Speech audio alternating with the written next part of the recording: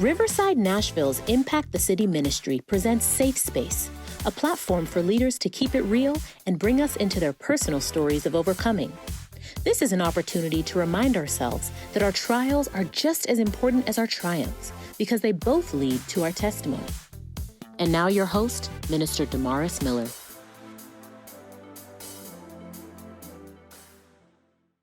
Good evening, everyone, and welcome to another episode of Safe Space. I am your host, Minister Damaris Miller, the young adult minister here at the Riverside Chapel. Listen, Safe Space family, we have a powerful segment this evening. Today, we have 3 testimonies from gentlemen who God continues to bless and heal. Our segment today will be entitled, Everybody Hurts When Men Grieve. Would you pray with me? Heavenly Father, we thank you for this opportunity to share and to articulate your grace and your mercy. God, today be in the midst of everything we do and say. In your name we pray. Amen and amen.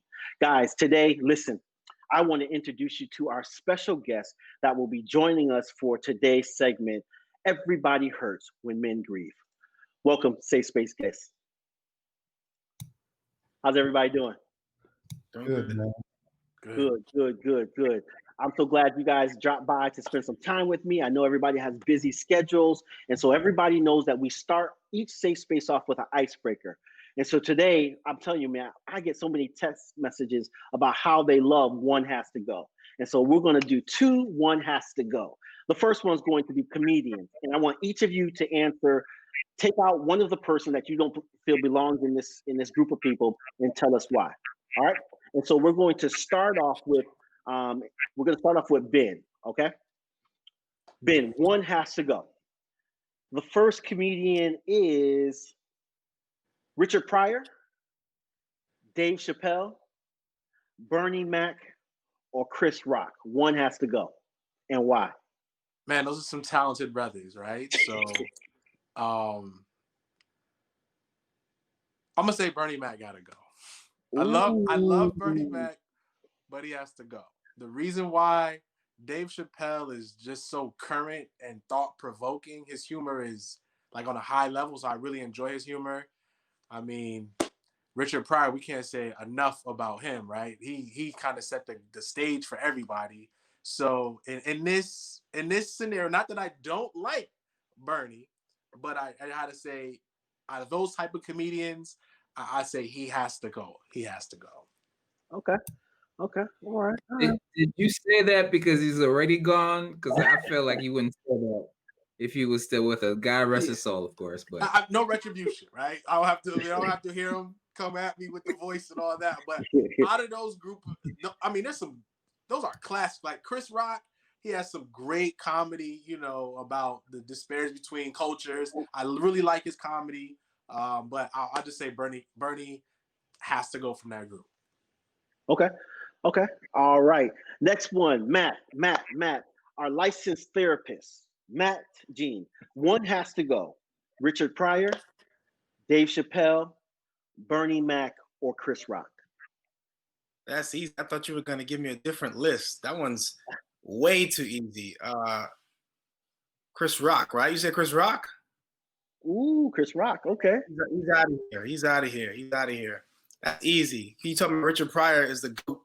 You can't put anyone on that same pedestal. Richard Pryor, of course, you have Dave Chappelle, who is like the junior in that category. And then you have the uncle, which is Bernie Mac. That's the uncle right there. You have the GOAT, you have the junior, you got the uncle right there, Okay. Bernie Mac just puts it all together. He just makes you feel like you're at a family gathering and you get him. He just has that realness and rawness to him. But Chris Rock, no disrespect, his catalog, amazing. But he just can't stand next to those 3, in my opinion. Okay. All right. Mario, one has to go. You got Chris Rock, Dave Chappelle, Richard Pryor, or Bernie Mac. Richard Pryor is the originator, I feel, to everybody else. He sort of laid out the blueprint for a Chris Rock, who then came in and sort of took it over. And then you have Bernie Mac. And you have Dave Chappelle, who is amazing. So I'm gonna have to go with Ben. Bernie gotta go. Bernie got to go. Okay. Okay. Simply because of and it's not to knock on him, he's amazing, but his body of work when it comes to social justice, of course, at the time it wasn't as prevalent. Comedians didn't talk about it like they do now, but yeah, I feel like those guys, those other men, especially Chris Rock and Dave Chappelle, they do a whole lot better than, I guess, Bernie. All right. Then we got Pastor Ford. Come on, talk to me. Man, that's I feel like you wasted one of my choices when you put Richard Pryor in there, man. I mean, that's dope. You can't even put it. He's above everybody else, and we should be talking about the rest of them. And you could have added one, but since you did it like that, it's your show, so I got to do your thing. I'm gonna say, and I'm not gonna get all deep like everybody else. Mine is just simple. I can't stand Chris Rock's voice. Oh, okay. So he's got okay. It's as simple as that for me. Straight and simple. All right. We got one more. Okay. We all love some gospel, and so we're gonna start off with Ben again. Ben, one has to go. One artist has to go. Kirk Franklin, Fred Hammond, Donnie McClurkin, or Richard Smallwood. One has to go. Donnie got to go. Oh, that's simple for me. Oh. For me, out of this group, I had this conversation with somebody at the holidays, and my wife was riding me about that. That Kirk Franklin Christmas album, no skips. Okay. No skips, right? I can play that all day. I can play that.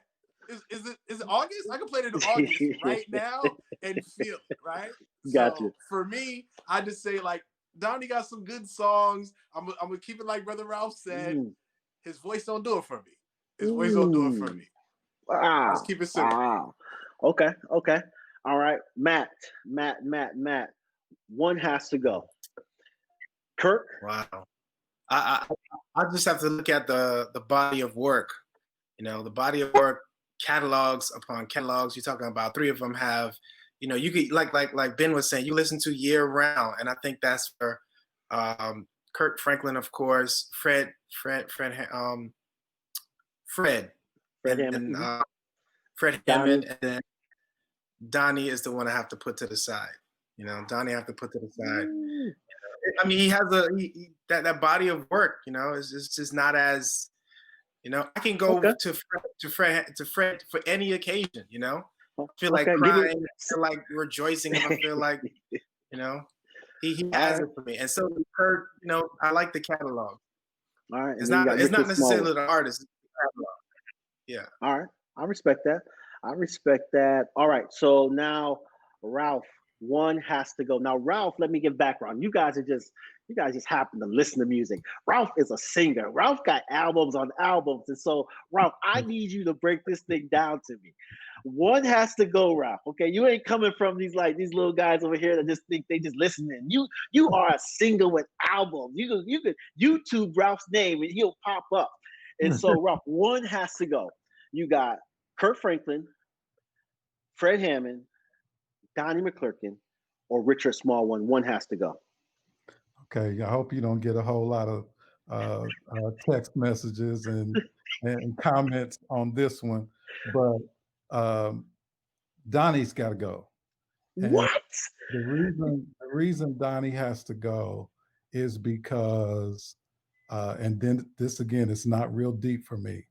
I don't have to try to figure out what Fred is saying. I don't have to try to figure out what Kirk is saying.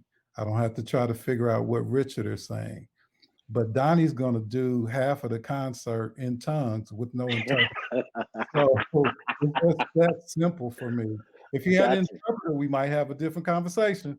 But okay, you out of all people, exactly. You are baby Donnie. You sing Donnie all the time. Man, y'all always say that I look like Donnie, and I was on a show with Donnie, and I said, man, everybody says we look alike. And he said, why? Because we're both tall and bald. And I said, that may be it, but the truth of the matter, you ain't never looked as good as me. He got a kick out of that, but I really don't sing a lot of Donnie. Donnie has his range is in the stratosphere. So, when he starts off the first verse, I can hang with him. But man, about midway through that thing, man, he's singing soprano, man. I can't sing that stuff, man. Oh, I've known Ralph for a long time, right? So when I first met Ralph used to wear these two pieces, right? He used to wear the pants with the matching shirt. I haven't seen Ralph in a while, but he used to wear the shirt with the pants. I promise you, I was like, "What's the brother with the Tri-City Singers? What's the name of the group? Lawrence. Which one? Donald Lawrence. I used to think all the time. I said, that is a tall Donald Lawrence right there. And the way he be directing and moving, he had his shoulders in the shirt. I was like, that is Donald Lawrence right there. Oh, that's hilarious. No disrespect. He had good music. He got good music. Yeah. Yeah. Well, gentlemen, man, we appreciate you guys, diving into this icebreaker. It's good to get a little bit of interpretation of who you think should go and who should stay. But now you skipped me on that last one. My fault. Miriam, one more. One has to go, Miriam. Talk to me. You know what? Then I'm gonna put you on the spot because you're also a singer as well. You also can hold a note. I don't know if you got an album like Ralph, but you can hold a note. I can hold a note when I sing in a group. I'll be honest with you, man. When I started, I was born in Haiti, so when I started listening to gospel music, Donnie was one of the first ones I gravitated towards, and then it was Kirk, and then it was Richard. Fred was later, so this is really hard. So I cannot put Donnie. Donnie has got me through some tough times in life, so Donnie stays on my list. Kirk, he stays, of course. Fred, Richard, Fred gotta go. That's it. Fred gotta go. Okay. Yeah. All right. Now I'm gonna put you on the spot. Donnie's your man. Sing one lick. Sing one hit from me. Yeah. Great is your mercy towards me. Yeah. Your loving kindness. Yes. Towards me. That's it. All right. Put them on the spot. I should have did that to Ben. We'd all just the internet would have went crazy. But guys, listen, once again, man, this is the time where we transition into our safe space testimonies, our safe space stories. And so our segment is called Everybody Hurts When Men Grieve. And the common denominator between our three guests, Ben, Muriel, and Ralph, is that each of them have lost a loved one. And so what we're going to do at this time, we're going to start off with Ben, and we're going to give you an opportunity to share how you lost your loved one. We're going to move from Ben to Muriel and then to Ralph. And then after we talk to you three and hear kind of your storyline, we have Matt, our licensed therapist, and myself. We will talk and kind of dialogue, and we pray and hope that we end with that God is still on the throne. And so today we're going to start off with Ben, if you don't mind sharing a little bit of your safe space story. Yeah. So I was on Safe Space a couple weeks ago, my wife and I, discussing the loss of our daughter. When I think about it, I almost feel like there's like two losses because my daughter was born with special needs through a birth injury. But on March 14th, 2019, we went to Disneyland as a family. We flew down, my wife, myself, and our three daughters, Reese, Reagan, and Ryan. Ryan's the baby. And we were going for Reagan's birthday. So I was like, let's go to Disneyland. So just got a bonus. Like everything was going great. So we get to Disneyland. We get on a couple rides as a family, and I was encouraged because at Disneyland, right, that's the happiest place on earth. And you've seen children with all types of special needs there. It's like a Make-A-Wish type place. So we rode on some rides, and we learned the system where they can move your family to the front of the line, and it was just an enjoyable experience. We got there later in the afternoon, and around 8 o'clock, my wife was like, well, let me chill out with the Reese and Ryan, the oldest and the youngest. I took Reagan, our middle child, on the ride. And then I was like, hey, let's switch with mom so you guys can go on a different ride. So we were in Tomorrowland at Disneyland. So this is where the Star Wars rides are, like all these different futuristic, like future land of tomorrow type situation. So my wife and Reagan, our middle child, went on a ride, and Reese, myself, and the baby Ryan were sleeping. We're sitting on the wall. There's other park people. It's about 8:30, 9 o'clock. And my daughter had both a G tube and a trach because she had cerebral palsy. And so she had her meal earlier in the day. So what happened was she threw up, and she has thrown up. I mean, that's like a daily occurrence. We have a suction machine, and she has a trach, and we protect her. And sometimes I have to use a suction machine to help her clear her airway. Well, this time when she threw up, I couldn't. It didn't go as what normally happens, right? What normally happens is I'll wipe her mouth, use a suction. She's cool. I noticed that it was different this time when she threw up. Like she threw up and then she kind of like inhaled it all back, and it went like in her mouth and like around her trach covering and pad. So I'm like, oh man, I'm kind of panicking because this is more. I knew right away this is more than what normally do. So someone next to me was like, hey, do you need some help? And I usually say no because I'm embarrassed about throw up and things like that. I just don't want a lot of people like in our little space right here, right? So I quickly said, no, I think I need some help. So we took her out of the stroller, and I held her in a way to kind of like hold her upside down to get it out. And he was like, are you sure you need some help? And I said, I need some help. So then a woman and her husband and her kid just walked by, and they were like, they could see I was in distress. And they were like, hey, let me help you. I'm an ER nurse. So everything went from like a 2 to like a 12, right? Really quickly. So she was like, hey, we need to do CPR. So her husband was like, what else can I do? I was like, my wife and my other daughter on the line in that ride. They ran over to get her. Now, mind you, I'm probably the one who overreacts with everything. So when my wife heard that something was wrong, she probably was like, oh, what happened? She probably threw up on him, whatever. When she comes and she sees that there's like full-blown CPR happening right here in front of us, a lot of distress, a crowd is growing, asking for help. I felt so powerless in the situation because there was nothing I could do. And I know in my mind that this is bad. And I had like a clock in my head. I was like, we're at like minute 2. Like, I can't hold my breath for a minute. So how can someone hold their breath for 2 minutes? And there's not a lot of time. We got to get this thing figured out quickly. Like, this is the biggest emergency I've ever been involved in. So someone from the park comes, like a young kid. I was like, hey, I need help. And he was like, help is on the way. But he didn't have any radio. So now I'm like, I definitely was overwhelmed, and it wasn't my best situation. Like, I grabbed him. I mean, I was just begging. I was reaching for anything for someone to help me. I wanted help now. Like, I'm thinking a helicopter's going to drop out the sky, swoop us away. Like, it's Disneyland. They got everything available to them. There's nothing that can stop this.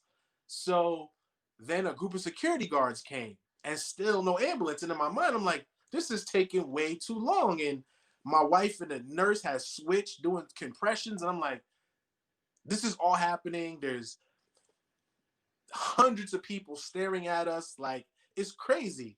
So then, like, everyone's telling me to calm down, and I'm not calming down. Then out of nowhere, like, the EMTs arrive, and in my gut, I was like, she's gone.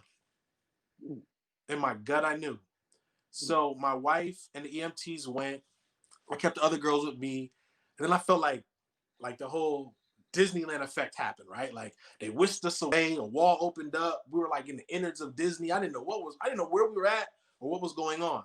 So they sit us in a room, and I'm like, we have to go now. Like, wherever they went to the hospital. We need to go to the hospital right now. They're like, hold on. Like, there's no holding on. Let's go now. Like, we got to get car seats. We got to get this. I'm like, I mean, it was a panic, right? I wanted to be where my child and my wife is. I wanted our family to be together. We're on day 1 of a family vacation that's supposed to last like 5 days. So a few minutes later, they got everything together. They put us in the car, and, gates are opening, lights are flashing, traffic spread. We get to the hospital. As soon as I get to the hospital, I grab my other 2 children in my arms. Just the feeling of the lobby, the feeling of they wouldn't let me right in the door. And when I said my child's here, it was like, boom, the doors open, and there probably was about 50 people in the ER huddled in one space, and it was silent. And I knew at that moment that my oldest daughter Reese had passed away. Mm, mm. Wow, wow, man. Thank you for sharing that. We're going to thank you for sharing that. We're going to give Mariel an opportunity to share his safe space story.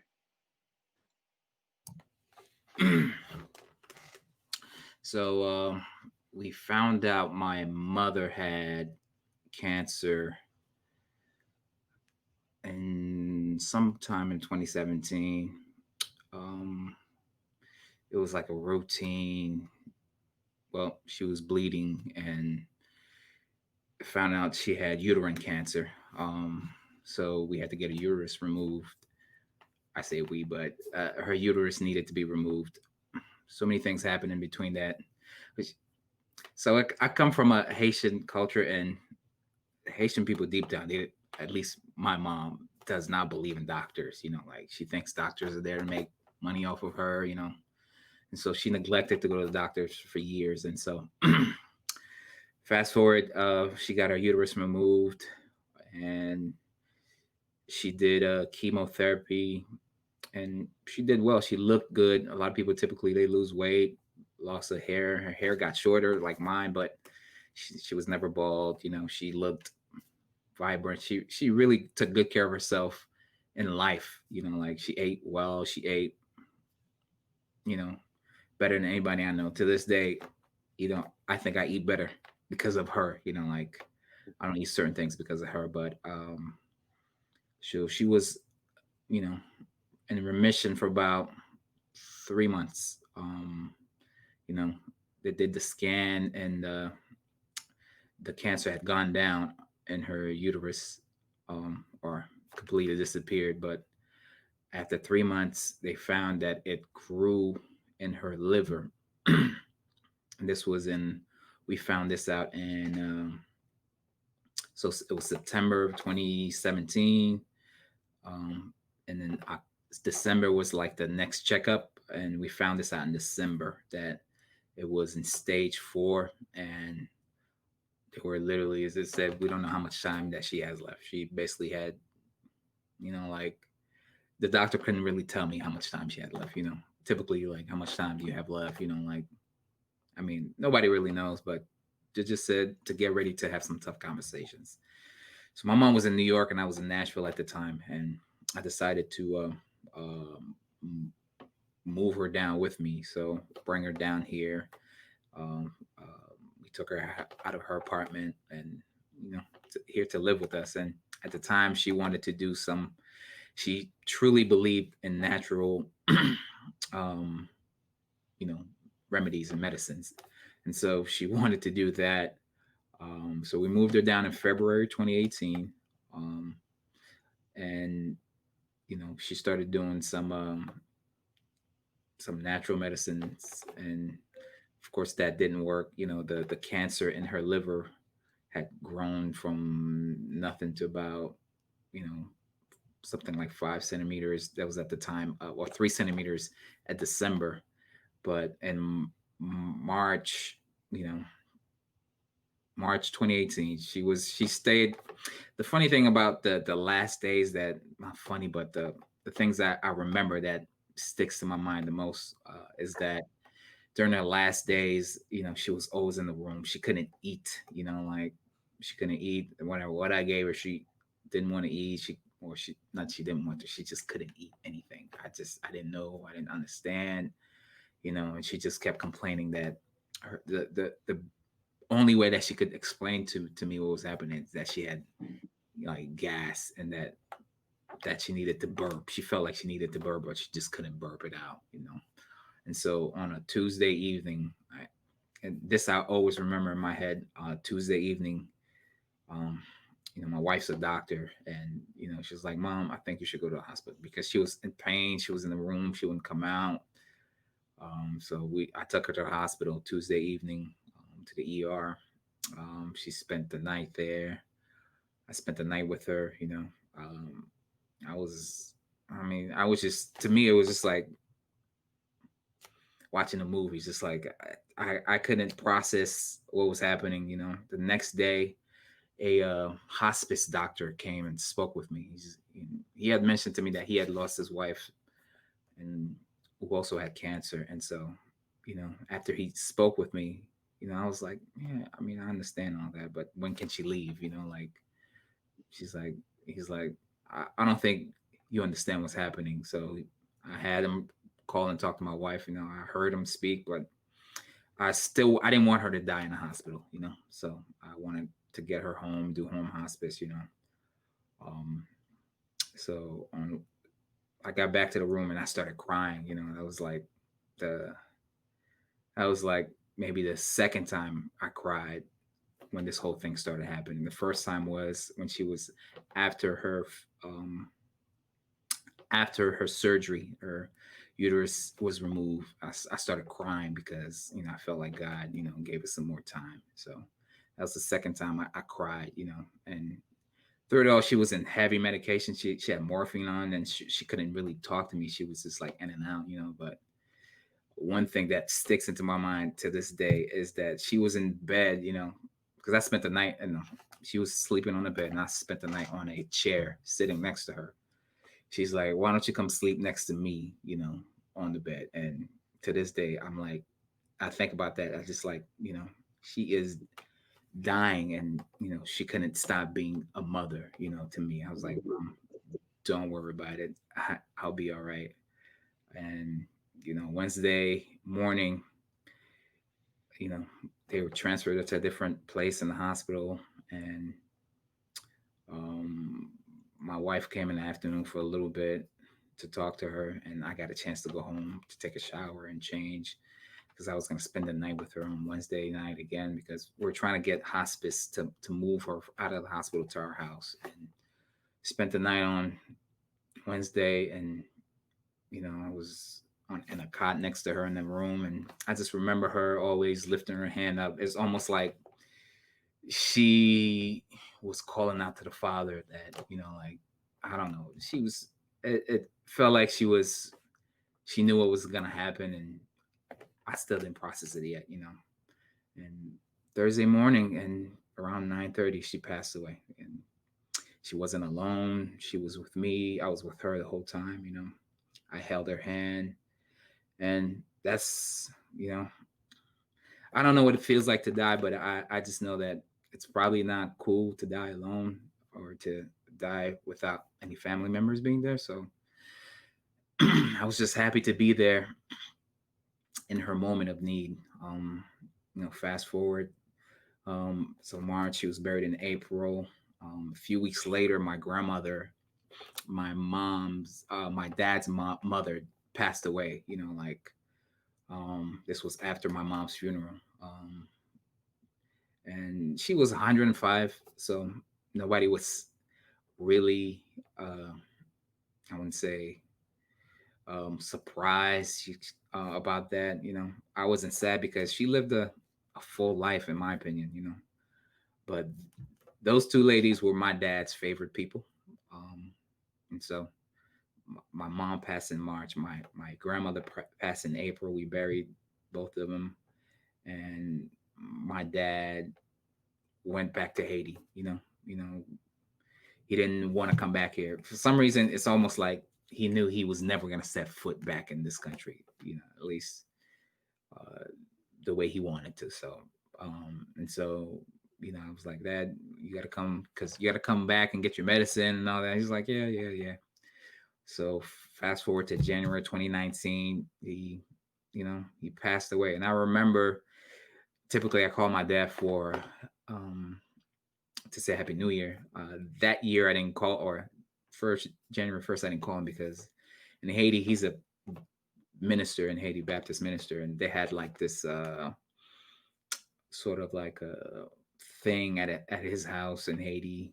Like a lot of people gathered to pray. Like a day of prayer in his house. So my older brother had mentioned that he had spoken to dad and that don't call him because he's busy. I was like, all right, I'll just call him another day then. But uh, January 6th, he passed away. I never got a chance to call him to say Happy New Year. That's the first thing I remember, and I couldn't believe that he passed away. So, um, we truly think, or this is my opinion, that he died of a broken heart because he told me that two of my favorite people in this whole world died.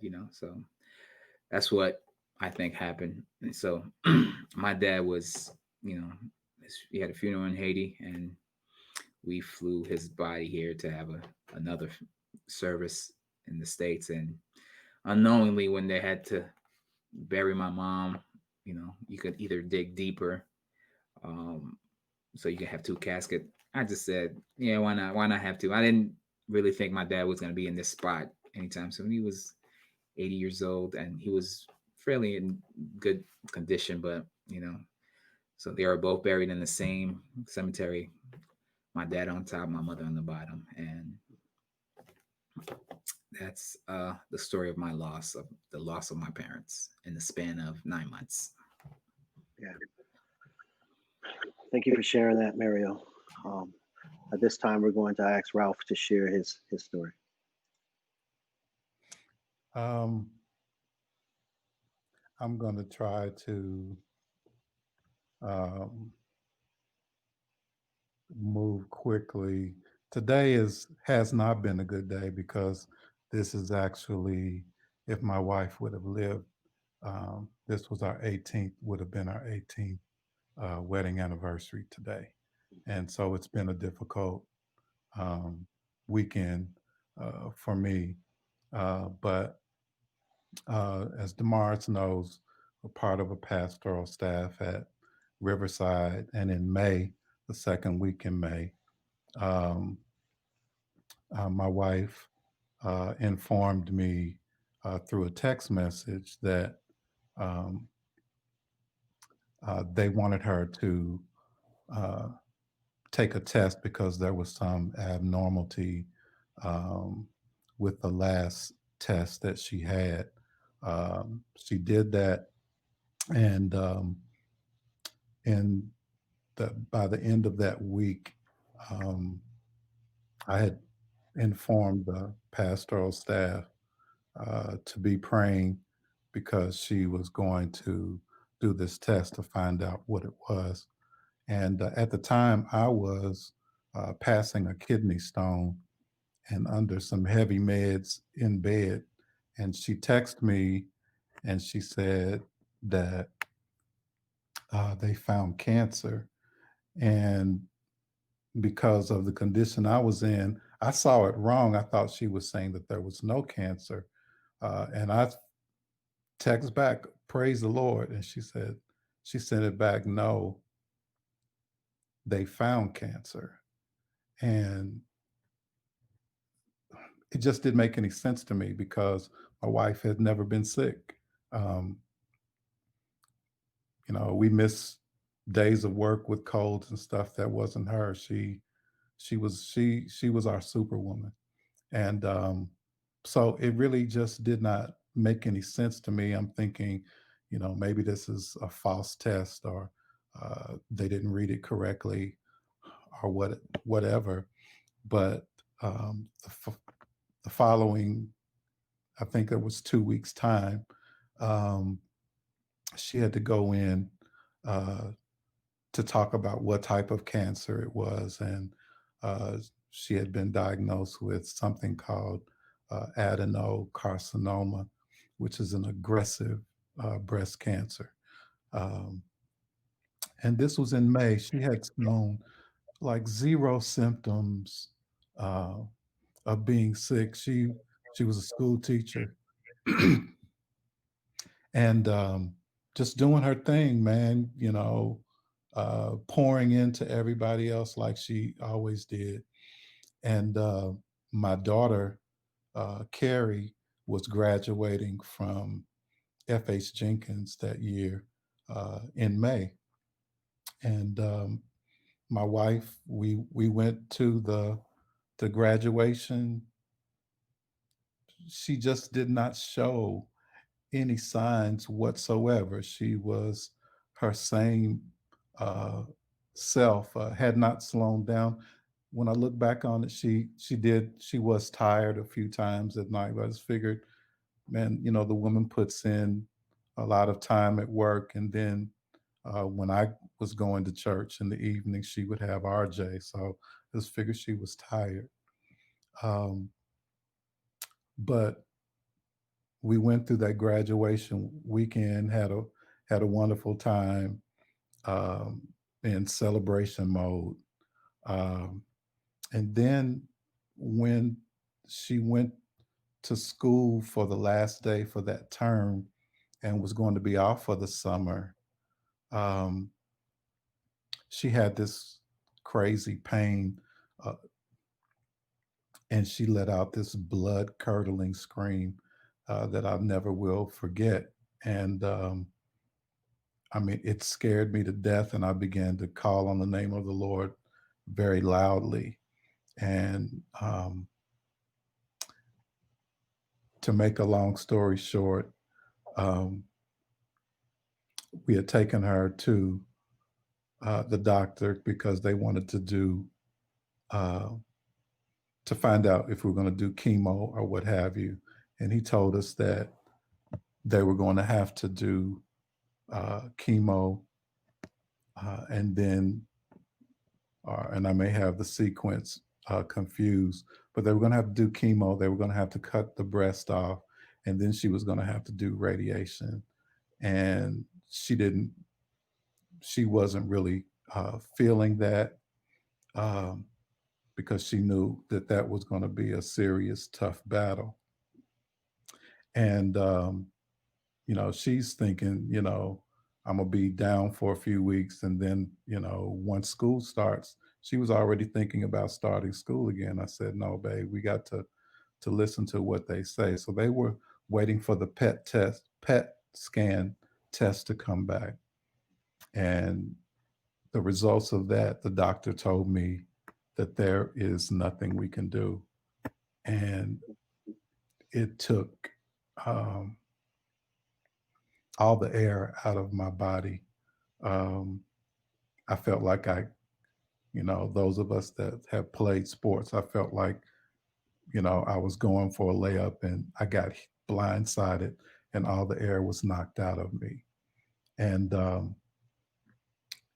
during that time, um, when he said that, I remember calling our senior pastor and telling him, uh, and we had already had her anointed, and prophetic words was spoken over her life. I just believed that God was going to heal her. And so after that, we went to see um, a naturopathic doctor. Um, he saw her test results. He felt that he could help. Um, he had a good track record of helping other people that were diagnosed with cancer. And so I just went into, I've got to take care of my wife mode. And I took care of her every day. Um, I administered her treatments. Uh, and in June, she started taking a turn for the worse. She started slowing down, and she started needing help um, to get around, um, which I did. And I took care of her uh, every day, to the point where I had lost like 20 pounds just taking care of her and in that month, because I wasn't taking care of myself. And and I'll speed up a little bit. There are a lot of things that I remember, but one of as it started getting to the end, um, her eyes started getting green, a yellowish green color, um, which everybody knows that's jaundice. Uh, and I started reading up on some things, and it was saying that this happens when you're in the last stage of life. And so I had to look at her deteriorating every day, but I still believed that God was going to heal her.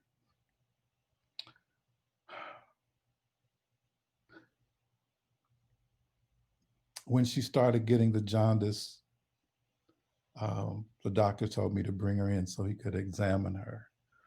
You know, he's in there pressing on her, and she had a lump in her breast that was the size of an orange by now, and she didn't have any pain upon him examining her. But when I brought her home, she was totally wiped out, and she was just basically drinking broth at that point because she couldn't, she didn't want to eat anything like salads like she had been eating. Um, and after, I guess, the doctor got that test back, he called me that Friday morning. Um, and this is in July now, um, and said, "You need to take her to the hospital because uh, her liver enzymes are just off the charts. The cancer is taking over her liver." And man, that was something that I did not want to hear. I felt as long as I could keep her home and take care of her, you know, we're going to come through this thing. But I had a fear that if I had to take her to the hospital, she wouldn't come back.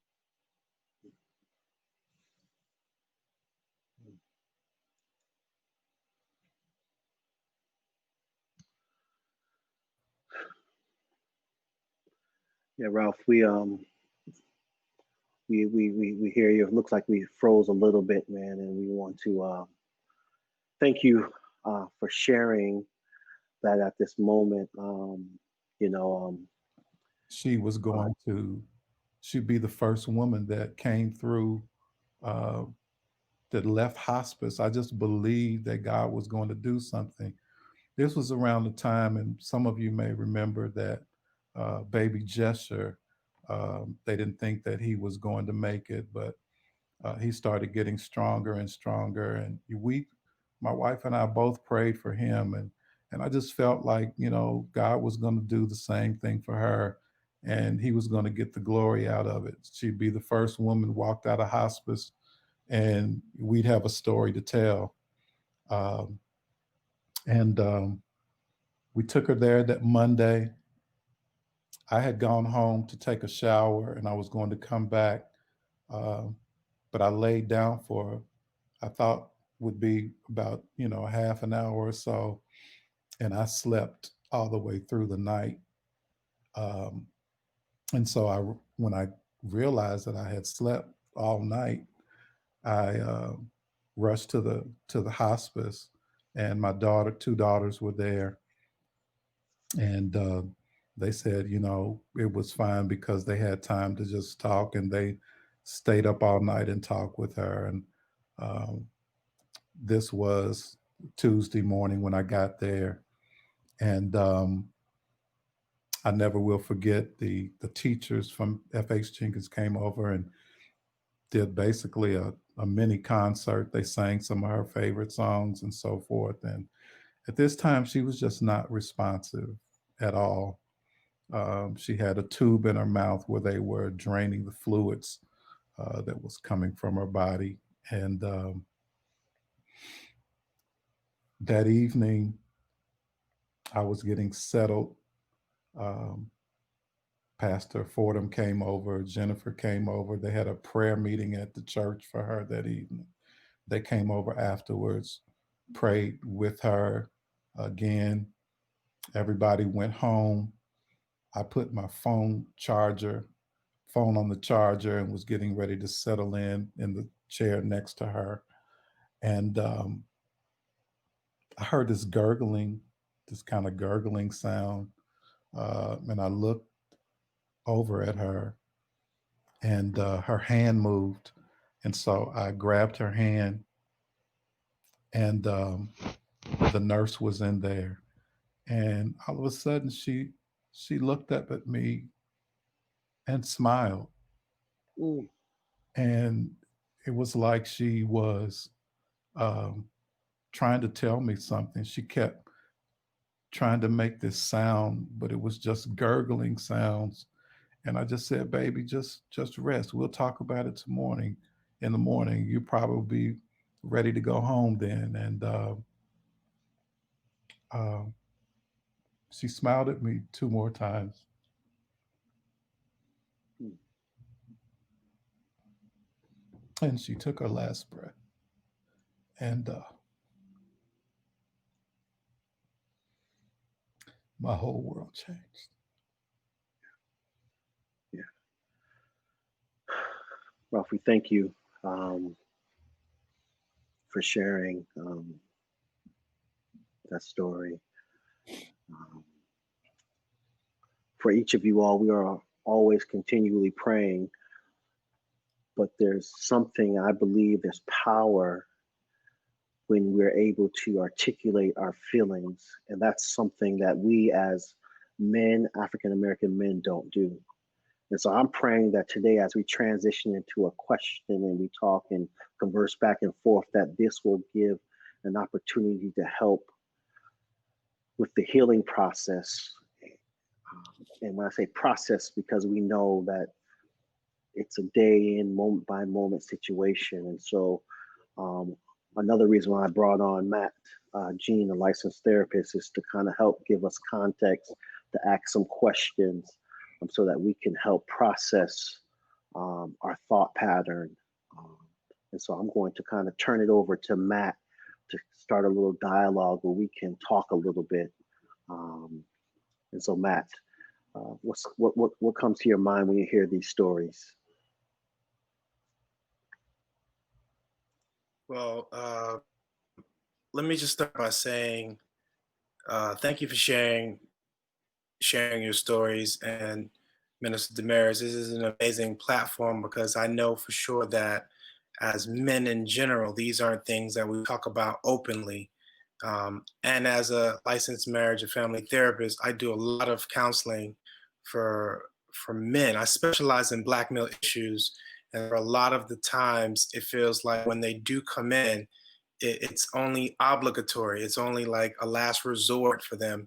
And so it's amazing that you were able to create such a safe space for us to have this dialogue because it's a lot of work. And each of you should be proud that you are sharing your stories.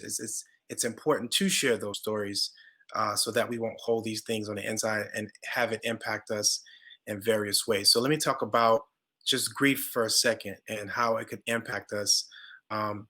Grief is something that is not foreign to any of us, I'm sure. But grief does something to you. You know, grief does something to you. And it's not just the emotions and the crying. It's more than that. You know, grief is something that could cripple you. You know, it's something that could hold you hostage for a period of time, especially when you think about it being layered with other things, because grief comes sometimes expected and sometimes unexpected, and grief doesn't care what's going on; it's just gonna come. You know, so ready or not, sometimes here it is, and then you add that to other issues. And so I'm going to preface this and let's say this year. You know, I'm not sure when these stories occurred, but let's talk about this year and where we are right now.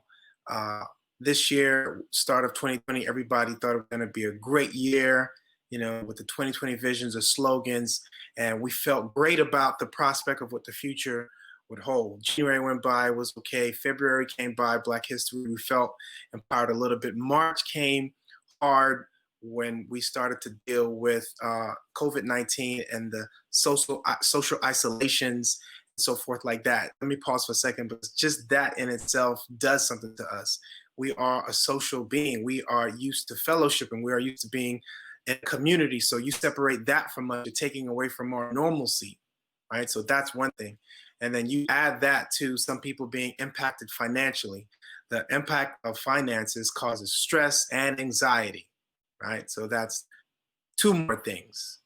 And then you go into the year, you have April, and then you have June, April, May, then June. And then those 3 months, we had a lot of civil unrest with Black men being, Black men and women being, harassed by cops and shot by cops and so forth. We had the protesters and so forth.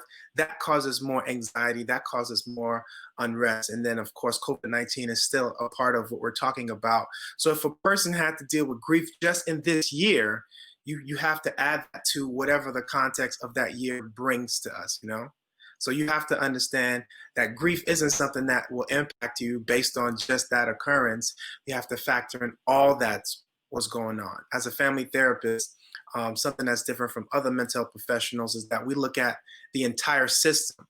We don't just see the individual. So in order to understand each of these men's grief fully, you have to understand the context of what was going on at work, at school, at church, like Ralph was saying, other things that were going on. You have to understand the context of their family dynamics, their relationships they have, their finances, their physical health, their emotional state, their mental state, their spiritual state. And you're talking about something that comes in and it disrupts all of those things. And it doesn't account for all the other things that we're dealing with as well.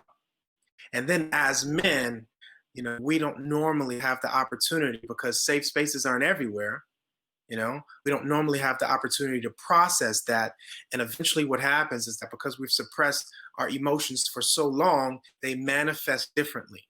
They manifest differently. Sometimes it manifests in us just being isolated. We don't want to engage because we feel that we could be triggered or asked a question that we've already answered. And so we're tired. We're easily agitated, right? Our eating patterns shift. Our motivation, our energy levels shift. There's so many different things that goes on. And if we don't take the time to address all those things, it will only allow us to find ourselves on a decline. And of course, there are stages of grief, but the stages of grief aren't necessarily unique, that they come one after the other. But I'll run through them really quick and I'll open up for questions. There's denial. And for those West Indians in the room, I know Mario said he's of Haitian descent. I'm of Haitian descent myself, so sac passe.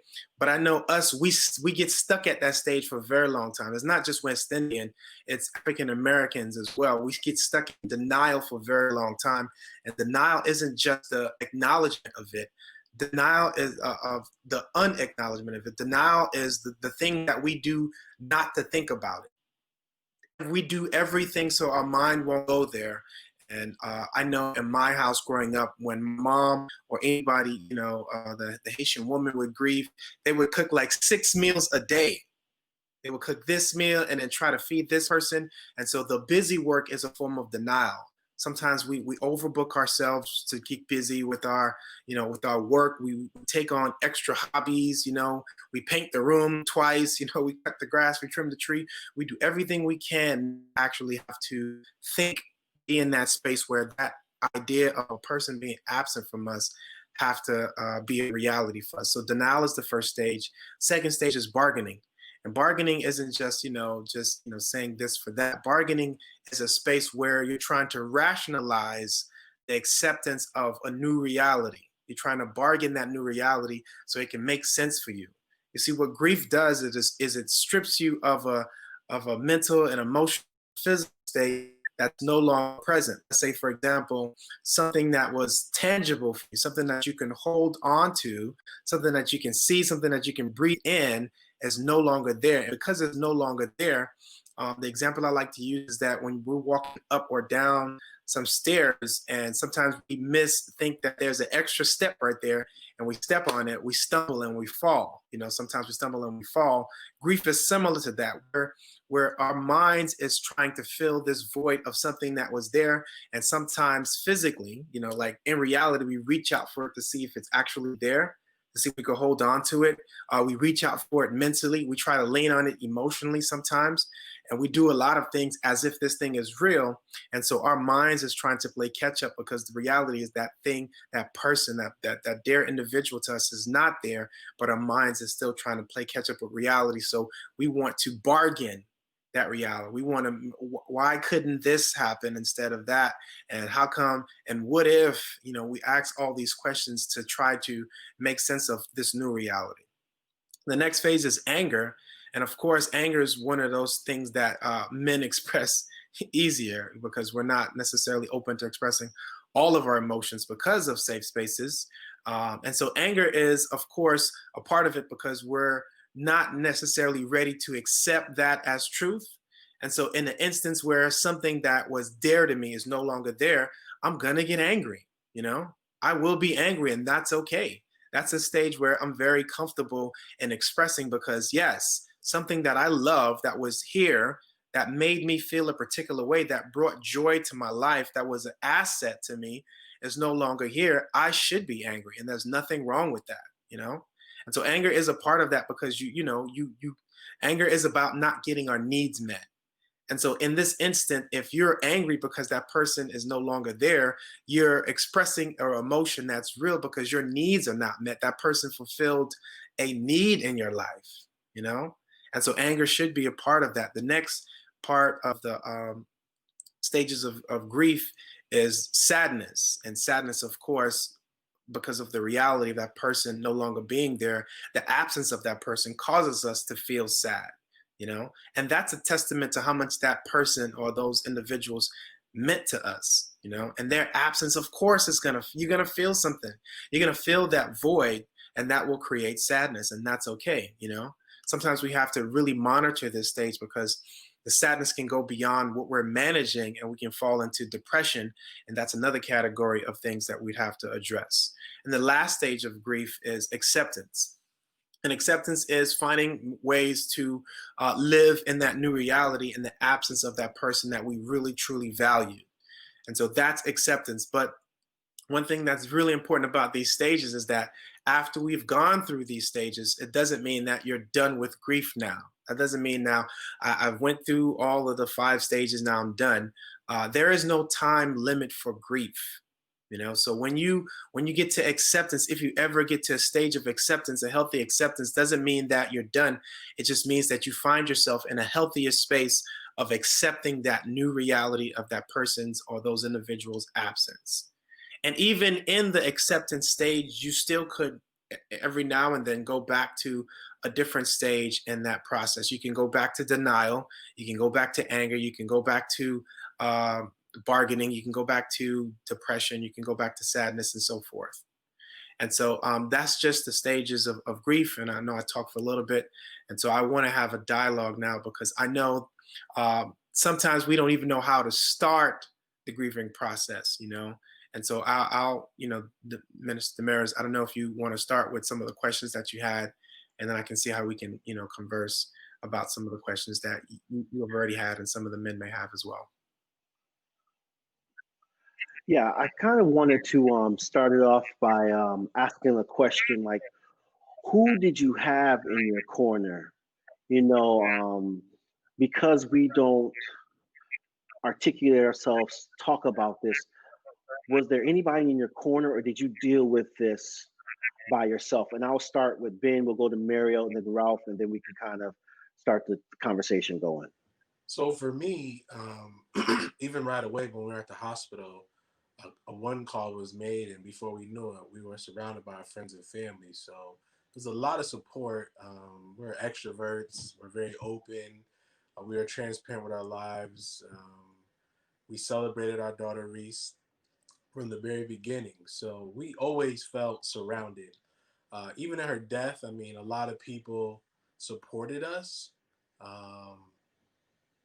So I never really felt alone, but I'll admit in this safe space, I think I shared it with you before, Damaris, that I had a petty list, and I'll define what that is, right? So people that I thought I was close with, or people who didn't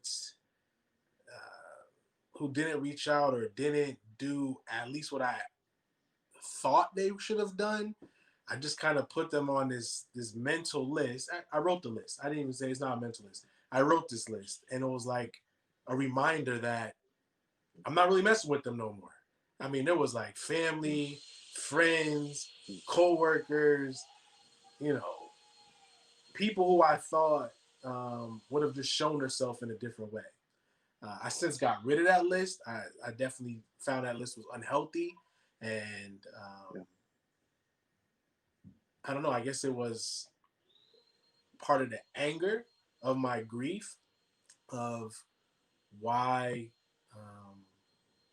people say, hey, I feel for you, or I'm praying for you, or I could only imagine. Like those type of words felt empty for me. And then there was no like follow up or action. So I was like, so what did you really mean? So I would have done more for you than you done for me. So I don't know. It was sin. It was sinful to keep a list of such caliber.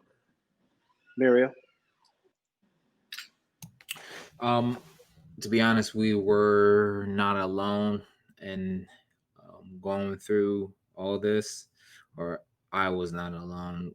I have, I'm the youngest of 8, but my mother had 2 kids, and so my siblings who also lost their mothers, their mother, they were a lot older, sort of, were there with us, but you know, it's something to say that people are there to, you know, give words of encouragement, but there's nothing anybody could have done or said to make me feel better, And so there were, the gestures of, people getting us food, those were appreciated and you know, and welcomed.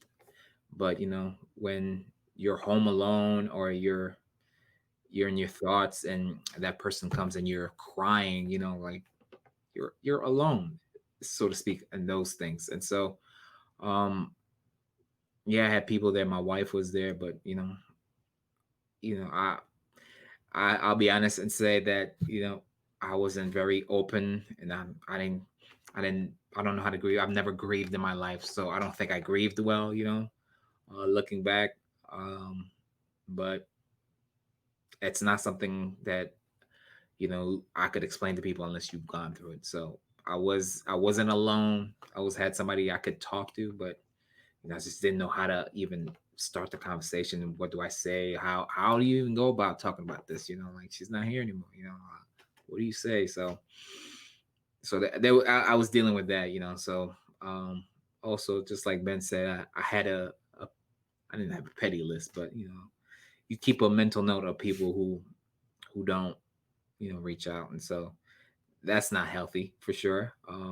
But you know, I I consider myself a strong person. I'm not saying I am, but I do. But I try to deal with this in my own way. And just looking back 2 years, you know, probably wasn't the best way. So, yeah. What about you, Ralph?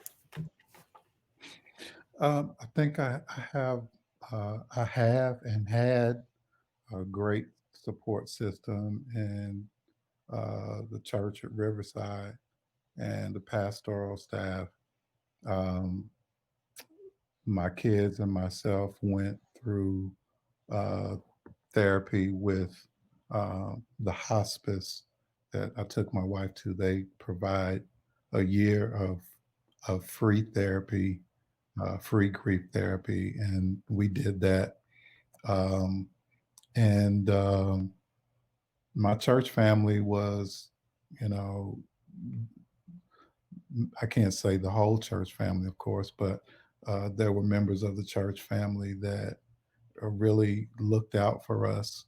And but the thing I think with me was that I'm a very private person. And a lot of people think, because you're a pastor, you're an extrovert. I'm actually an introvert, and more comfortable um, in my own skin and in my own space. Um, and which made it doubly hard for me because even though people were reaching out every day, I was not letting them in. My wife was the only one that I really let into my life. She was my best friend, and actually my first best friend. Um, uh, well, I can't even. She's my first and only, because I still don't have a best friend to this. She was my first best friend, and so um, the calls came, the text. I just did not want to talk to anybody. Um, the grief had definitely taken over. I was so angry at God that I couldn't even pray anymore. And I was in a bad place. Um, you know, it really bothered me that, I prayed for others and God showed up, and I felt let down by God that He um, He has all power, and He did not exert that power to save someone who was so precious to my life. And so it was a very dark period, but I realized through therapy and through just what I was going through, um, that you have to tell people what is helpful to you Mm. and not assume that people are going to be able to pick that up, because if they have never been through it, they want to say something. They just don't know what to say. So I was very appreciative of people who would come and give me a hug and say, I'm praying for you. But people that would try to tell me what I needed to do and they never been through this would anger me. Um, and I even, I had to hang up on my mother one time because you just need to, she's been married to my father. They're 85 and 83. And, you know, I'm not even listening to that conversation. And even then, there were some pastors, a couple of pastors that have lost their spouses that I talk with, but I found that everybody's journey is different. And there's some things that apply to my life that didn't apply to theirs, and vice versa. So, um, but the support system that I had and still have was the Riverside church family, and especially the pastoral staff. And then, I went to Grief Share, which is a 13 topic. Um, and I just really encourage anybody to go there. That was a tremendous support for me. And we happened to have it right at our own church. Uh, and Grief Share literally saved my life because, as Mario was saying, he didn't know, thought he grieved terribly. I learned that grief is what it is. Everybody's journey is different, and you can't compare it to anybody else's grief. Um, and so I learned that the things that I was feeling was normal. And I think that was such a tremendous support to me because I literally thought I was losing my mind. Yeah, yeah, yeah. Thank you for sharing. Matt, when you hear these responses pertaining to relationships that people have to help them get them through, what comes to your mind when you hear these different types of relationships and supporting groups that these gentlemen have talked about? Yeah, I was taking while the guys were speaking, and some of the more notable things that stuck out to me was for Ben saying that he did feel supported, but he also noticed that there weren't people that were supporting as well, and also saying that he kept a list. And I chuckled a little bit about that. I can't lie, Ben. I laughed when you said he kept a list because in our grief, we have to understand where we are sometimes on those moments where it hit us the hardest. When we are in a deregulated state like heavy grieving, you have levels of adrenaline and cortisol in your system that doesn't allow you sometimes to even think straight. Think about when you're angry. It's similar to that.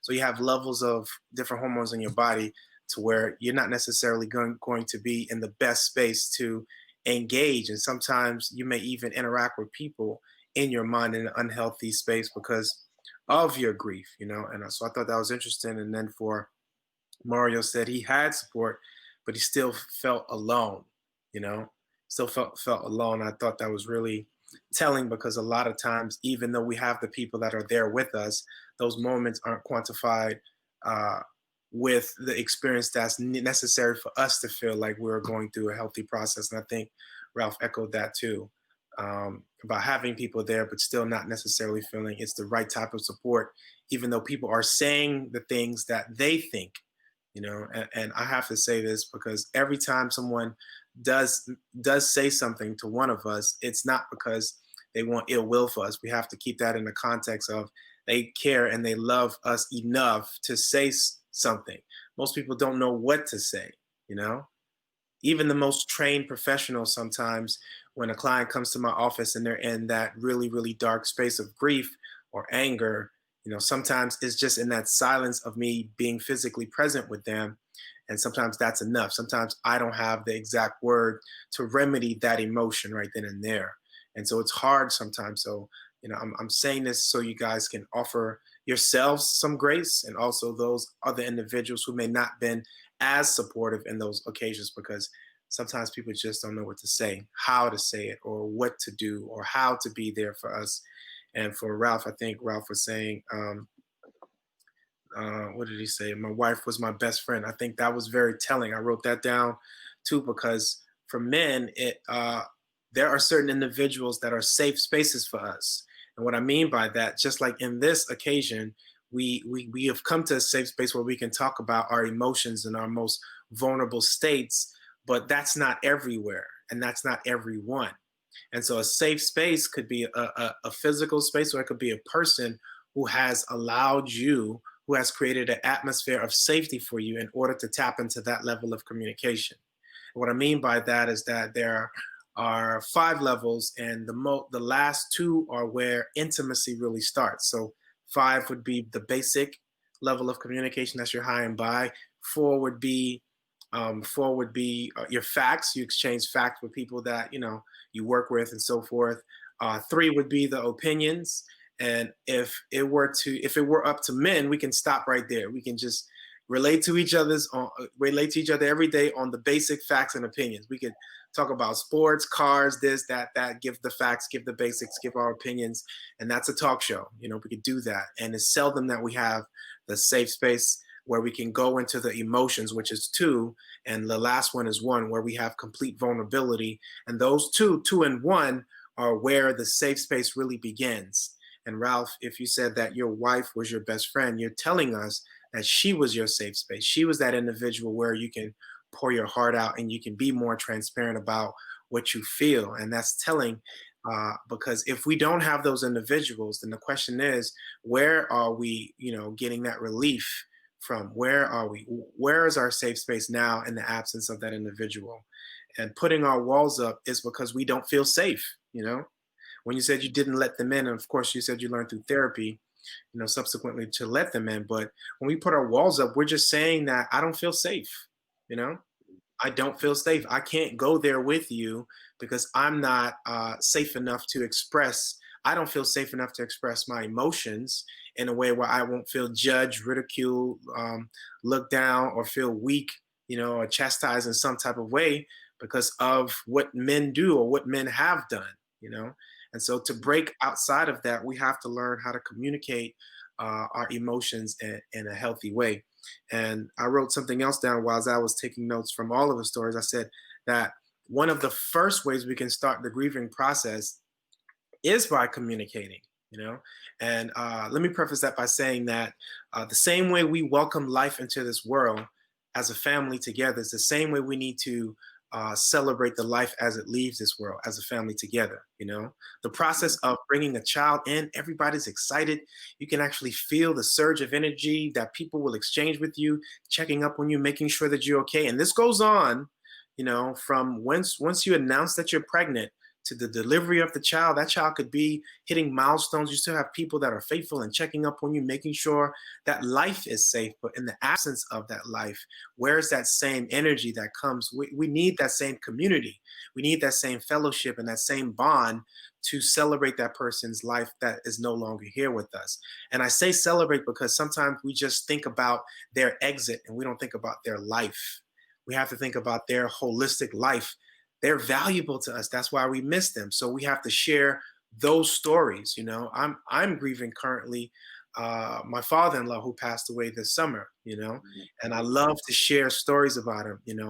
I think Demarius, you met him in December when I was up in Nashville, and he passed away this past June. But I love to share stories about him because in the opportunity I have to share a story about him, a smile already comes on my face because I know what he meant to me, and so I can smile about him because he was valuable to me.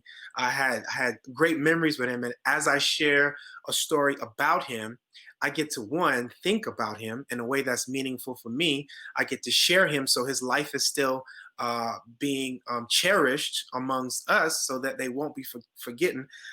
I think there's a saying that says a person can die twice. The first time is when they actually get buried in the grave. The second time is the last time we say their names, And so we have to keep that person alive in here and in here by continuously sharing the story. And Black people, we're an oration society. We're orators. We tell stories. That's what keeps us connected. If you transition back to where we originated from, that we would gather around the fire at night and share stories. And it would come from the elders to be passed down about what occurred from before. And we still need to communicate in that way. I love to share stories about my father-in-law because it makes me feel connected. And it will do the same for someone who may not have known this particular story about that person. We have to share those stories, the good memories, And then one last thing, and then we can transition, is that we can remember that person the way we want to remember that person. We have to create a space in our mind of who that person was to us and remember those individuals in that way.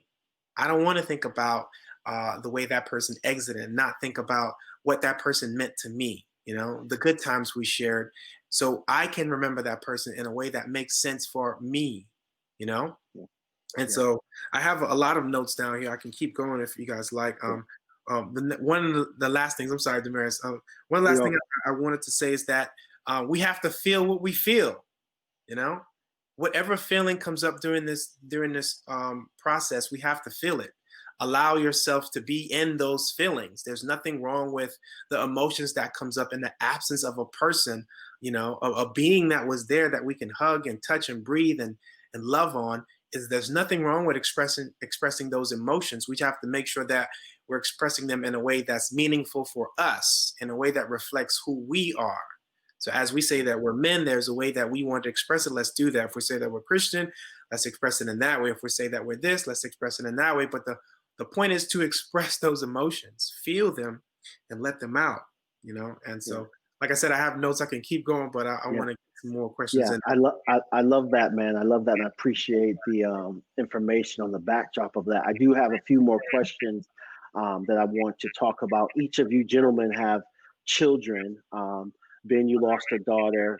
Miro, your two daughters had a relationship with your parents, and Ralph, you went from a single parent home, a dual parent home to a single parent home. And so, Ralph, I'm going to start with you on how you communicated this loss to RJ and to Carrie.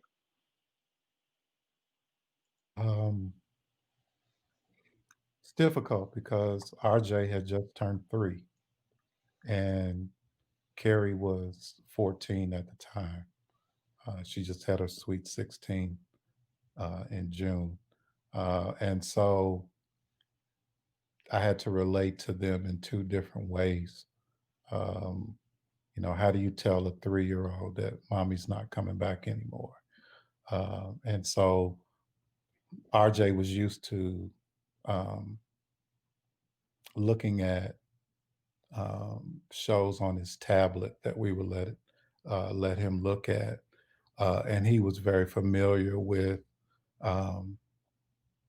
if the tablet needed to be charged, that it would die if it needed to be charged, and we didn't plug it in. So, and he would look at me and say, "It's dead." And so that's how I talked to him. I told him about mommy's charger didn't work anymore, and that she's not going to be able to come back, but one day Jesus was going to charge mommy up and we would see her again, but it would be a long time. And I had to keep repeating that, and he understood it. But it's a whole different story now. He's 5, and now he's having some delayed grief, and he's starting to cry. and express that he misses his mommy. Carrie was different. I was able to, in the hospital, the doctor suggested that I go and talk to my children and tell them exactly what was happening. And so um, Carrie has a tremendous support group as well. And but she kind of shut down. Um, got to think about it. My wife was diagnosed in May, and July she was gone. So we were just pretty much in a state of shock. And my parenting at the time, man, was at a low point because it's one thing to grieve for yourself, uh, but when you have young children that are grieving, it exacerbates it to another level. So I'm not only grieving for myself and my loss, but I'm grieving because they are hurting. And we're dads, we fix it, and I couldn't fix it. Um, I couldn't change anything. I couldn't make it better, um, which is how we are wired. I feel that's how I'm wired. Um, so it was difficult, and it took a while, probably about 6 months, before I could really begin to parent my children again. But that's how I told them. I told Carrie what was going on. She came to the hospital, um, but RJ was different. I don't know if I did it. I thought I did it the best way, and maybe Matt can give us some feedback on that. I did not allow my son to see my wife in hospice. I kind of wish that I did now, but I kind of wanted to just spare him that, uh, one, because of my own agony, but I didn't want him to be scarred. So he didn't really get to say goodbye to her and know that she wasn't coming back. I just had to explain that to him. So that's how I dealt with it. Yeah, thank you. Thank you for sharing. Mario, what about you? So Malia, my youngest, wasn't born when my mother passed away, but we had just found out that my wife was pregnant in February when my mom moved here. So she actually knew that we were pregnant, but she didn't get to meet her, youngest. Uh, she didn't get to meet our youngest. My father didn't really get to meet her either, but he got to see her picture because she kind of looks like my mom a little bit, and he was happy to see her picture. He was happy that we had another girl, and so um, I mean, there's no way you can really tell. At the time, it was Leilani, which is 1.5 year old that her grandmother passed away. I don't think I can say that, but we do have a picture of my mother who was holding her at the time. And so every night we like show her grandma, show her Mimi, which is my mother-in-law. And I would say, "Who's that?" She would say, "That's grandma." And I say, "Who's that?" That's Mimi. And so we kind of do the same thing with Malia, our youngest. But so the day before my mom passed, she one thing that I remember, I want to share that she did say that she did tell my wife who was sitting with her for a little bit. She's like, "Don't bring Leilani to the hospital," because she didn't want Leilani to see her like that. And so it's almost like she knew she wasn't gonna make it, and she didn't want her granddaughter to see her that way. And so those are the things that I do, and those are things that stick in my mind. Thank you for sharing. Ben? I mean, so ours is a little different, right? So everyone was right there when it happened. The baby was asleep, right? Our girls all have an R name: Reese, Reagan, Ryan. So we call them R1, R2, R3. That's kind of like our quick reference for them. And so they were in the room when we had our final family moment together. We prayed over her body and stuff. But we literally had to go to the airport to fly home. And my daughter was like, well, where's Reese? Why is she not with us? And then I had to communicate that to the desk agent that, we're not checking five people, and we're checking 4 people in, and had to explain through that whole process.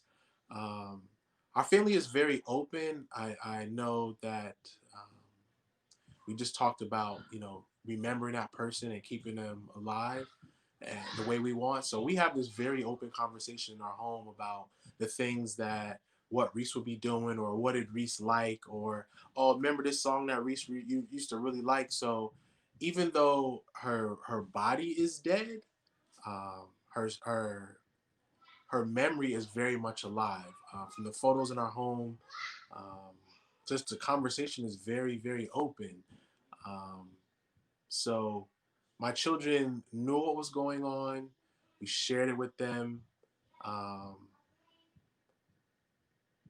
Reagan has therapy where she talks about it. I went to a little bit of therapy. My wife still goes to therapy. I'm probably most concerned of my youngest daughter because she knows that there was someone before them, but she doesn't really know them or know her. So I'm sure there'll be some delayed grief for her, kind of what Ralph mentioned. But yeah, everybody, I mean, we explained it to her that Reese passed away, and she got to see, and she knows that she's sleeping till Christ comes again. Thank you for sharing, Matt. What's your thoughts on that? The responses. Yeah, let me start with Ralph. Ralph was saying that about if he had done the right thing by not allowing the kids to I guess to have an opportunity to say goodbye. You did what you thought, is your call. You did what you thought was best. And, you just have to live with that. As far as how they follow up in that grief, kids mirror what they see adults do, so how we process, sometimes they will process. For those who have small children, if you can remember, when they fall down and they have a boo-boo, if we're close by, they would look to us to see what our expressions are, and they will mirror those expressions. So we have to learn how to express our emotions in the most healthy ways, and then watch them mirror those emotions as well. So it has to start with us. If we have an expectation of our kids going through the grieving process in a healthy way, then we have to start that grieving process in a healthy way. And then I think it went on to talk about, I think it was Mario said that, it wasn't, his kids were too young. And for Ben, I think you are on the right track. When our kids found out about their grandfather, we sat them down collectively and had a conversation with them, and allowed them to know that they have all of the adults in the room as a support, but they have each other as a support as well. It's not something that you want to have as a secret in the house, or not communicate openly about it, because what you are doing is not allowing them to fully process their emotions in a healthy way. We're not creating the safe spaces when we don't allow the kids to feel and to think and to express how they're processing their grief, and then we have to be okay with those moments. I know sometimes the moments are very heavy, and sometimes we feel like we have to pull away from our kids, but allow them to be a part of that. That's healing for them to see that it's okay to break down in the absence of a loved one. You're teaching them something that they can utilize in their future, instead of holding those emotions on the inside. So it's very freeing for us to express our emotions in front of our kids, and then make sure that we're keeping the environment safe for them to grieve as well. Thank you. I do have just 2 more questions, and then we're going to try to wrap this thing up. We all have a spiritual backing. We all have a belief system. How did your loss impact your belief system? We'll start with Mario, and then we'll transition into Ralph, and then end with Ben.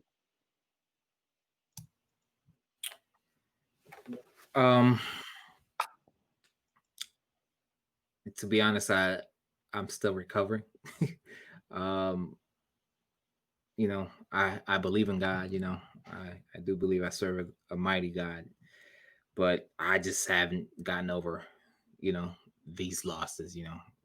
My prayer life hasn't been the same since it's since it happened. Yeah, I just want to say I just haven't dealt with it. I mean, the way I mean, I didn't have I never had a way of to deal with something, but I felt like this one kind of hurt. Like I prayed, I asked, and nothing happened. Um, Not only it didn't happen, but it was multiplied. By first my mom, then my grandmother, then my dad. I just felt like it was just like, what else can I do? I, I haven't said I lost faith. I didn't leave the church. I don't ask me to pray for you because I clearly my prayers don't work for nobody. I shy away from praying for other people. I barely ever pray for myself. You know, and so yeah, that's where I'm at. And so still recovering. These days I pray in my heart. Especially for the kids. And my wife. But as for praying for myself, it is what it is. Yeah, thank you. Thank you for being transparent with that, man. And we thank you for being honest with your answer. Ralph, how did your loss affect your relationship with God?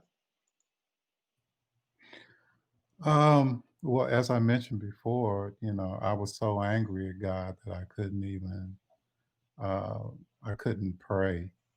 And, you know, that's not a good place to be a pastor.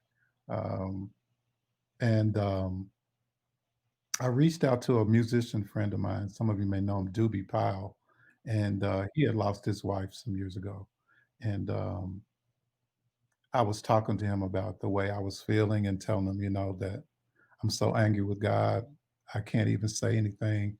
And he shared something with me that I st- that revolutionized the way I was thinking, but also where I am now has is still evolving.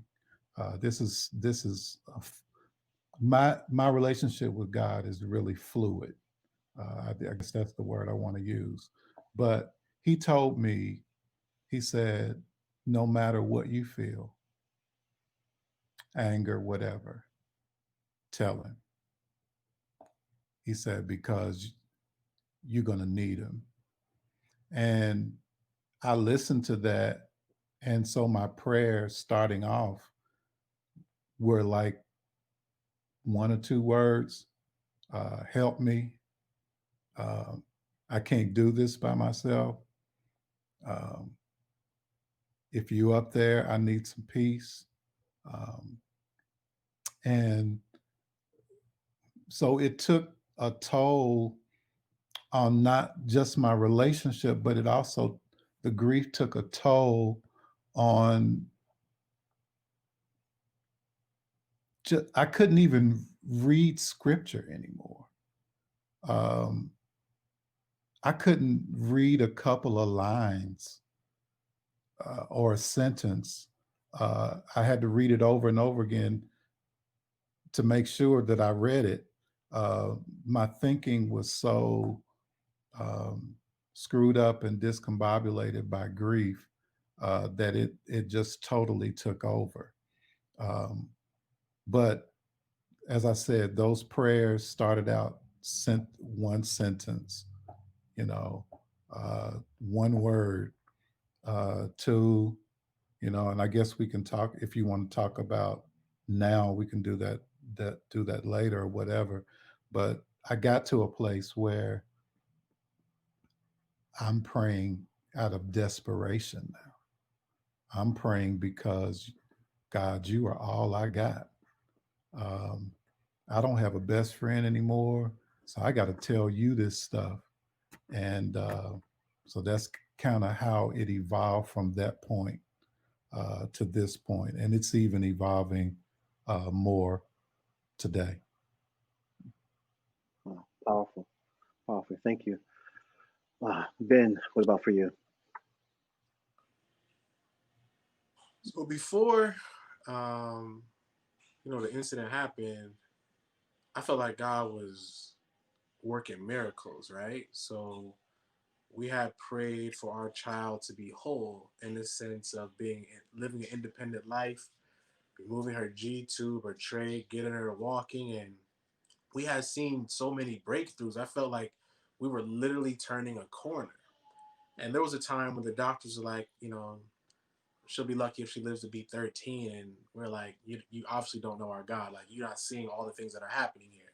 So our relationship, I say ours, meaning our family, my wife definitely made sure that we were on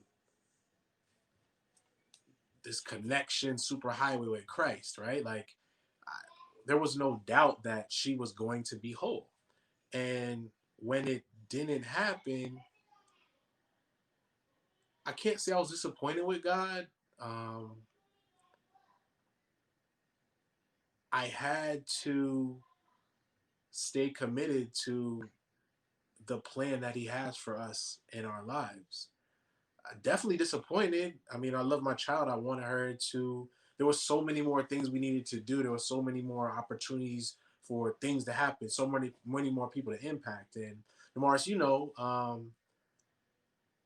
felt like my child, even though she was only here for a short time, was able to restore relationships. I don't want to sound corny. Her name is Reese, but I felt like Reese was able to restore some relationship with people where maybe people in our family haven't talked so much, or people got an opportunity to say, okay, this is what disability looks like. And it's not, it's not crippling because these people are doing all these things. So I just had to stay committed to what I knew God was doing. And again, I'm not trying to sound corny, like, oh, I just believe and it's going to go on and be perfect. But worship was the best thing in our house because it was focused around Reese, her music, her verses, all these things. And so when she passed, we didn't have worship as a family for, I'd say, a couple months until one of our children, we were like, this is corny, like this is whack that we're not having worship anymore. And back in that spirit of remembering people and making sure that things were alive in our home. Her name was alive in our home. So yeah, I don't think I ever really stopped believing God or was angry with Him. I think it was, all right, I got to stay committed to what we were believing, and we have to make sure that we set some examples for our children that even when things are tough, we don't stop believing because God has done so much for us. And it will be disappointing to know that if we tell our children we will see Reese when we get to heaven, but we're not having this example for her, then we would fail everyone. So we just stuck with that. Yeah, yeah. Thank you for sharing, Matt. You've heard these responses. Of kind of what's your thoughts on them? This is an incredible conversation, just based on a level of transparency, man. I love it that you guys can go there with yourselves and just express where you are on a real level, like. And Ben, nothing that what you said was corny, man. I was feeling that 100%. Your faith is your faith, and if that's what you are grounded on, that's what you are grounded on. And I think that's important to address. Our faith is our foundation. If we stand on that, then we have to really, really stand firm on it. And what I mean by that is that our faith has created a specific reality for us. It allows us to feel safe. We've read scripture, we've lived scripture, we've seen it act out in our lives. We've prayed for people, and things have happened. We've been in occasions where we know that there's something greater than ourselves was involved in that. So we have legit beliefs systems, and I think that when death occurs, that's a part of the belief system that we're not comfortable with. One of the way God has testified to me is in nature. And I love nature. Unfortunately, I live in South Florida where we only have two different types of weather climate. We have sunshine or rain. That's it. We have down here. We don't have seasons like, like different places like the Midwest up north, have the ability to see how the seasons can change, see how it's, we can be in the spring and it's just bright green and we have abundance of flowers. In the summer, the green gets really rich and dark. And then as the fall starts to come in, we see the shifts in the colors. We start seeing different hues of reds, oranges, browns, and so forth. And then in the fall, becomes white and gray and sometimes even dark brown and stuff like that. We have an opportunity to see life flourish and how life can shift. And then the process of life also, there's a part of it where there's death that involves in it. And we know this life that we're in right now is cyclical. We know that it's cyclical. All these things are in our consciousness. However, when it comes knocking on our doors, I think sometimes we shift in our belief and believe that this isn't supposed to happen to me. And so therefore, that's when it starts to hurt even more, because we believe that in this system of how nature takes its course, it is just not supposed to take its course in that way in my life. And so therefore, it's not fair. And that makes sense because a lot of the times when we lose people that are in our lives, sometimes it's not expected. So when it's unexpected, then the expectation is that for that person to be there for an extended period of time. So if it happens out of the order that we have prescribed in our heads, that's when the grief really, really start to sink in, because this is not natural. In the flow of my life, this is not how I envisioned it was supposed to go. It was supposed to go a different way. It's supposed to be them and myself, this child and myself, my significant other is supposed to be there with me. My children are supposed to outlive me and so forth. And so we have all these ideas in our head, and we can release a lot of areas to God, but we won't release that area sometime and still say that you are in control. And still have to look to God and then in the awness of his awesomeness, of his omnipotence and his all-knowingness, be okay with that reality, And so that is a wrestle, and it is okay. Like Ralph said, his friends was like, be honest, be open with God. He wants to have that dialogue with you. So be okay with that. That's why I emphasize feeling what we feel. Be angry. Yes. In those occasions, it's okay to be angry. In those occasions, it's okay to be sad. It's okay to not have answers. It's okay to not want to engage in different settings, or it's okay not to feel as open or to always be pleasant, because, our life is seasonal. Sometimes we will be fruitful and other times we will not be. For those who have green thumbs, if you have a tree in your yard that doesn't bear fruit this season, I dare you to chop it down, because that would be foolish if we chop that tree down because it doesn't produce fruit in this season. It's not saying that there's something wrong with the tree. It's just saying that it's not its season. In its season, it shall yield fruit. And so let nature take its course. Sometimes it hurts to sit in that truth and allow nature and allow God to just how things happen, when it said the rain fall on the just and the unjust. We know all these scriptures, and yet sometimes we still feel like we've been wrong. I think we need to focus on the awesomeness of allowing ourselves to take part of the reality that this person was there in our lives and this person brought us joy, so that fact is a testament of God's love for us. They allowed us to spend X amount of time with this person, and we know specifically how much joy, peace, love, harmony, all of the various fruits of the Spirit that this person brought into our lives. So we can celebrate that, but and sometimes it just hurts us that it didn't go as planned, as according to what we thought reality would be. Yeah, I love that, Matt. I really love where you're going with that.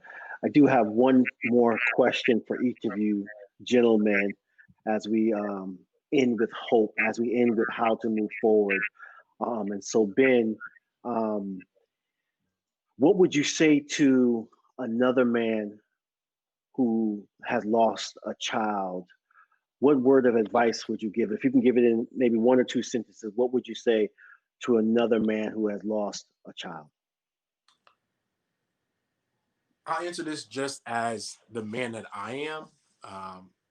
I'm a professed Christian man, right? And so if you truly feel that you want to see your child again or will see your child again, have hope. Have hope.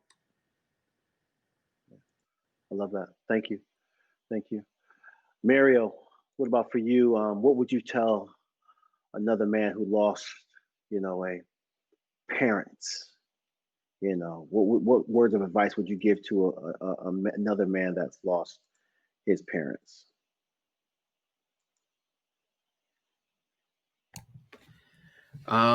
That's tough.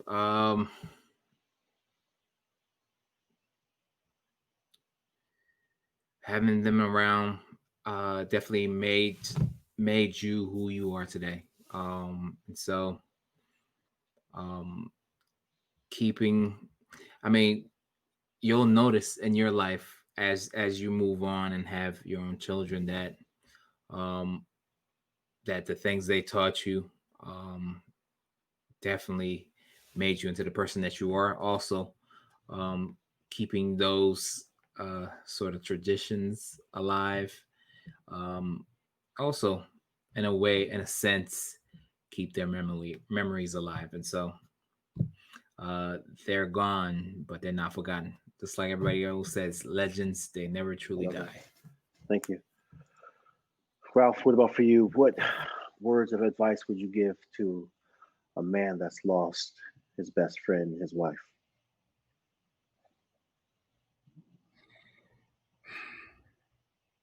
Man, I think the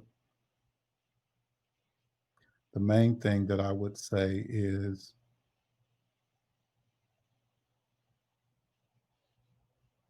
don't attach permanency to your present feelings. Your feelings are going to change. Um, and that if you can try to live, and it's difficult to do, to live in the moment and be present in the moment. For me, I get into trouble when I'm looking back and wish I had that again, or I'm looking ahead with anxiety trying to figure out how I'm going to move forward. What has been important for me is to God give me what I need today. And I'm not looking forward and I'm not looking back. I'm just needing to stay present in this moment. Um, and that's how I'm able to survive from day to day. I even get a little bit disgruntled with my son when he says, "Daddy, what are we going to do tomorrow?" Um, for these last 2 years, I can't even think about tomorrow. I just have to focus uh, in this moment and stay present in this moment. And that's what I would tell them. Thank you. Thank you for sharing. Ben. So, I hear definitely what Brother Ralph is saying about, you know, trying to look back. For a while, I was definitely like, why did we go to Disneyland? Why did we go on this trip? Why didn't I do this? Why didn't I do that? And I felt, a friend had told me, it's like, man, the devil will have you busy thinking about all the things you weren't doing and you could have changed this and that. But again, not trying to be corny, there was like literally a plan that God had for our life, for like everything that was going to happen. So, that's why I say have hope. Like for me and my family, we talk about what it's gonna be like when we see Reese again. Reagan always be like, "Tell us more. Tell me more. What will we be doing? Will we get to do this? Will we get to do that?" And I am pouring in that hope to them to know that yes, your sister passed away. Yes, our daughter passed away, but continue to stay on that path. So you can see that hope all the way through so you can see her again. So um, I definitely like what Ralph said about, you know, thinking about the past and think about only the present and preparing yourself for what's to come. Yeah, that's good. That's good. Matt, in 2 minutes, close us out with a word of hope and encouragement for us, if you don't mind. Sure. Ralph was saying something. I'm sorry. I saw Ralph saying something. His mic was muted. The host, if they let me, okay, thank you. What Ben was talking about, and when I say staying in the moment, I'm not trying to figure out what it's supposed to be in the future. For the first time, I think I'm starting to have hope again, and I know that God put it in my spirit because I woke up one morning and I just said, God, my new mantra is, I'm looking for the good that you promised me. And that's how I approach each day. I know that he loves me, and I know that he has a plan for me, and I know it's much greater than what has been. So now I wake up and I'm looking for it, but I'm just looking forward for that day. I'm not I'm not trying to look forward tomorrow. What today, like Christ said, you can't add any cubits to your stature, and today has enough trouble in it. That's kind of my mantra now. I'm looking for the good that you promised me today, and if I wake by God's grace tomorrow, I'll be looking for your good for tomorrow. Thank you. Matt. Yeah, first of all, let me echo something for Ben, for Mario, and for Ralph.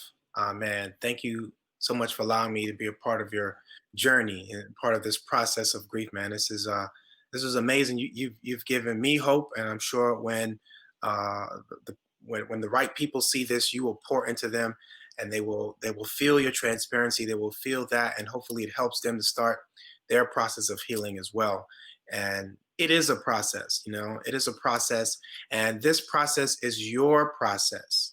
What I mean by that is, don't allow the time, the space, the environment, sometimes people in our lives, to try to hurry you through this process, because some people sometimes just want to see you in a better space, and they forget that this is a process, and they just want to get you through it, because sometimes your emotions, your grief, make them uncomfortable, because maybe they don't know how to grieve, or they have not yet grieved, and so in your process, they are now feeling like they may be missing out, or whatever it is. But don't allow anyone else to hurry you through your process. This is a process, and I will be completely honest with you guys.